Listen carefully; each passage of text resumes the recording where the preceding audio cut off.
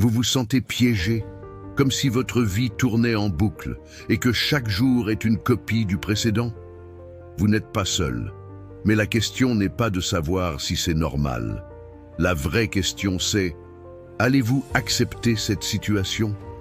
Vous attendez le bon moment, le signe, l'opportunité parfaite. Laissez-moi vous dire une vérité brutale, ce moment n'existe pas. L'opportunité, c'est une voiture qui passe à toute vitesse sous une pluie battante. Soit vous vous élancez et vous essayez d'ouvrir la portière, soit vous restez sur le trottoir à la regarder disparaître en vous disant que la prochaine sera la bonne. Mais la prochaine ne passera peut-être jamais. Chaque seconde que vous passez à attendre est une seconde où vous choisissez de rester immobile. Regardez votre reflet dans cette flaque d'eau. La personne qui vous regarde attend quoi, au juste?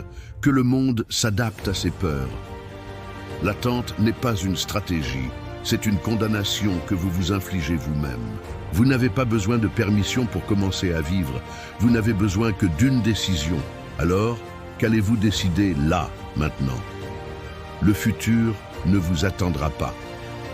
Passons maintenant à votre plus grand ennemi, le confort. Vous le chérissez, n'est-ce pas?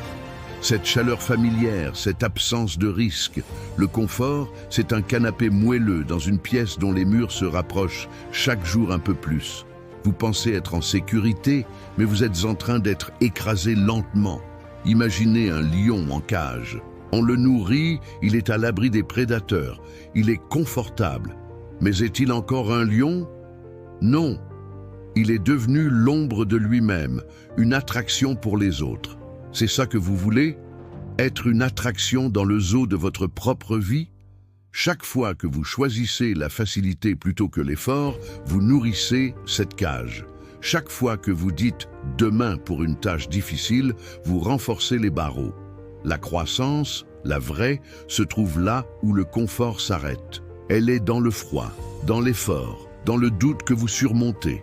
Le confort est la plus douce des prisons. Et comment justifiez-vous cette stagnation? Avec des excuses.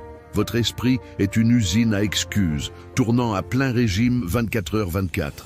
Je suis trop fatigué, je n'ai pas les contacts, ce n'est pas le bon moment. Écoutez bien ces mots. Ce ne sont pas des raisons, ce sont des barrières que vous construisez vous-même. Une excuse, c'est un mensonge que l'on se raconte pour ne pas avoir à affronter une vérité dérangeante. La peur de l'échec. Ou pire, la peur du succès et de la responsabilité qui l'accompagne. Chaque excuse est un clou que vous plantez dans le cercueil de vos ambitions. Pensez à l'architecte d'un bâtiment qui s'effondre. Blâmerait-il les briques, le ciment? Non, il est responsable. Vous êtes l'architecte de votre vie. Chaque excuse que vous formulez est une brique mal posée dans votre propre construction. Arrêtez de chercher des coupables à l'extérieur. Le seul obstacle réel, il est là, entre vos deux oreilles. Vos excuses ne sont que le bruit que fait votre peur. Parlons de cette peur, la peur de l'échec. Elle vous paralyse. Mais qu'est-ce que l'échec réellement? Est-ce tomber ou est-ce refuser de se relever? La société nous a appris à voir l'échec comme une fin, une honte. C'est faux. L'échec est une donnée, c'est une information. Un scientifique qui teste une hypothèse et qui se trompe ne voit pas ça comme un échec, mais comme une étape nécessaire vers la découverte.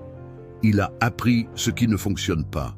Vous préférez ne rien tenter pour ne jamais vous tromper. C'est comme refuser de jouer aux échecs pour ne pas risquer de perdre.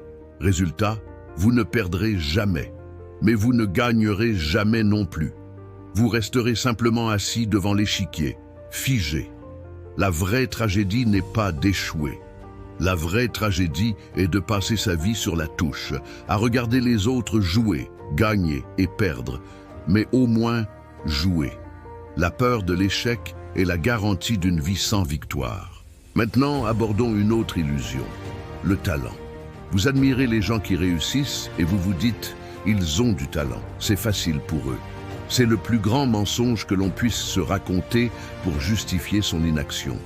Le talent sans travail, c'est une voiture de sport sans essence. Ça a l'air bien, mais ça ne va nulle part. Ce que vous appelez talent, c'est en réalité des milliers d'heures de travail acharné, passées dans l'ombre. C'est le musicien qui saigne des doigts sur sa guitare quand personne ne regarde. C'est l'athlète qui vomit d'épuisement à l'entraînement, loin des caméras.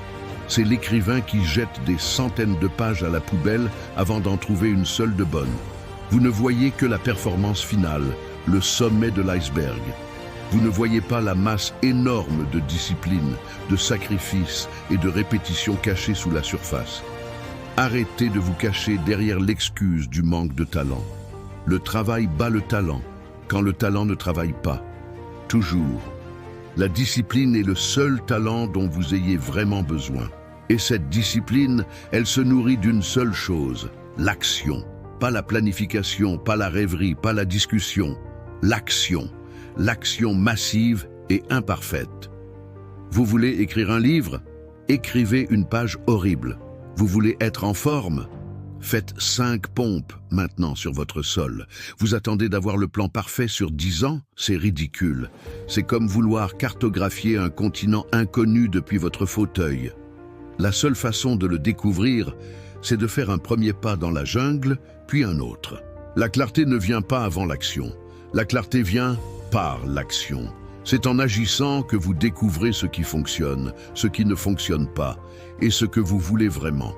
La motivation ne précède pas l'action, elle en est la conséquence.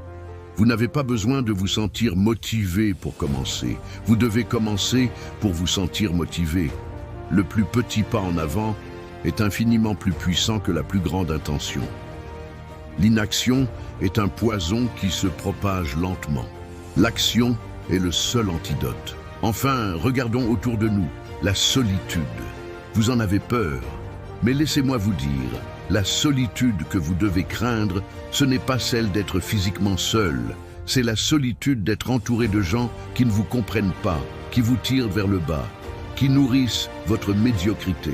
Cette fausse compagnie est plus dangereuse que l'isolement. Il y a une différence fondamentale entre être seul et être solitaire. La solitude subie est une prison, mais la solitude choisie, la solitude active, c'est un atelier. C'est dans le silence, loin du bruit et des opinions des autres, que vous pouvez enfin vous entendre penser.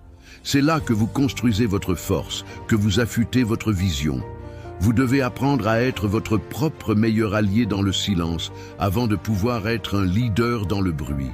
Si vous ne supportez pas d'être seul avec vos pensées, comment voulez-vous que quelqu'un d'autre le supporte? Acceptez la solitude comme une arme, pas comme une punition. Votre ascension nécessitera des moments de solitude. Préparez-vous. Alors, récapitulons ces vérités. Le moment parfait n'arrivera jamais. Le confort est une prison dorée. Vos excuses ne sont que le bruit de votre peur. L'échec est une donnée, pas une condamnation. La discipline est plus importante que le talent. L'action précède la clarté, et la solitude est une arme. Toutes ces vérités pointent vers une seule et même chose. La responsabilité vous incombe entièrement. Personne ne viendra vous sauver. Le monde ne vous doit rien. Votre vie, telle qu'elle est aujourd'hui, est le résultat de vos choix, de vos actions et de vos inactions.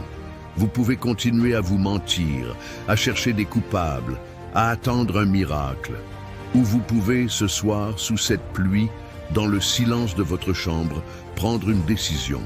La décision de vous battre, la décision d'agir, malgré la peur. La décision de devenir la personne que vous êtes censé être. Le chemin sera difficile, solitaire et rempli d'échecs. Mais c'est le seul chemin qui mène quelque part. Le reste n'est qu'une lente attente de la fin. Le choix vous appartient, maintenant. Si cette vérité résonne en vous, si vous êtes prêt à arrêter de vous mentir, alors abonnez-vous. Vous trouverez ici d'autres vérités comme celle-ci, sans complaisance. Merci d'avoir écouté. Maintenant, au travail.